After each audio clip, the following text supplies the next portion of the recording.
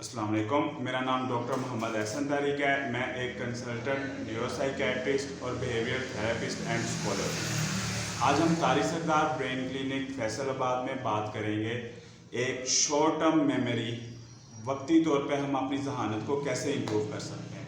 ये हम बेसिकली अपने स्टूडेंट्स को ये बताना चाह रहे हैं कि मेमोरी को अगर हमने एक वक्ती तौर पर एग्ज़ाम्स या किसी भी चीज़ के लिए बढ़ाना है तो सबसे पहले तो you need to hit the gym. आपको कोई एक्सरसाइज करनी है, कोई भी एरोबिक एक्सरसाइज, बेशक रनिंग हो। ऐसा करने से हाइपोथैलेमस हमारे दिमाग का वो हिस्सा जो लर्निंग और मेमोरी से डील करता है, जो पढ़ने लिखने और चीज़ों को याद करने से डील करता है, उसकी ब्लड सर्कुलेशन बढ़ती है। जब उसकी ब्लड सर्कुलेशन बढ़े तो वक्ती तौर पर हमारी मेमोरी इन्हेंस हो जाती है। दूसरा, कोई भी मीठी चीज़, कोई भी ग्लूकोज खाने से इंसुलिन बढ़ती है। जो चीज़ मीठी चीज़ को डाइजेस्ट करती है जिस्म के अंदर से, जो हार्मोन, उसको हम इंसुलिन कहते हैं। तो ग्लूकोज लेने से इंसुलिन बढ़ती है। इंसुलिन के रिसेप्टर्स इन्हीं लर्निंग और मेमोरी मेमोरी को कंट्रोल करने वाले दिमागी हिस्सों के साथ जुड़े होते हैं। तो जब इंसुलिन बढ़ती है तब भी हमारी मेमोरी रिटेन करने की, याद करने की चीज़ों को कैपेसिटी बढ़ जाती है। मज़ीद अगर हम डाइट में देखें तो फ्लेवोनॉइड्स वाली डाइट्स जैसे ब्लैकबेरी, ये वो डाइट है जो न्यूरोनल सेल्स, दिमाग के सेल्स, उनकी रीजनरेशन, उनकी वर्क इन्हेंसमेंट, उनका दोबारा से ठीक होना, अच्छे तरीके से काम करना फ्लेवोनॉइड डाइट से बढ़ता है। तीसरी सबसे ज़्यादा इंपॉर्टेंट चीज़ प्रैक्टिस। ऑब्वियसली प्रैक्टिस, किसी भी चीज़ को बार बार रिटेन करने से प्रॉपर जो सिनेप्टिक न्यूरोनल सेल्स के रास्ते होते हैं, जो पाथवेज होते हैं, वो डेवलप हो जाते हैं। इस चीज़ को अगर हम, यानी कि बार बार हमें याद करनी है एक चीज़, उसको हम ये नहीं कहेंगे कि रट्टा मारना है। अगर कोई 70 वर्ड्स हैं, उनको हम 1.5 महीने के लिए, 6 वीक्स के लिए 30 मिनट्स रोज़ाना प्रैक्टिस करें।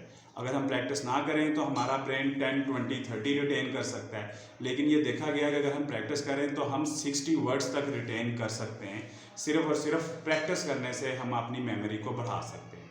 उसके बाद चौथी चीज़ है स्ट्रेस। स्ट्रेस को समझने की ज़रूरत है कि जब स्ट्रेस ज़्यादा होता है तो फिर चीज़ें भूलती हैं। माइनर चीज़ें, मोबाइल किधर रखा, चाबी किधर रखी, घर का दरवाज़ा बंद किया कि नहीं किया, क्योंकि हमारा ध्यान किसी और तरफ होता है। एंग्जाइटी में अपनी जान बचाने के लिए, फियर ऑफ डेथ के अंदर हम आए होते हैं।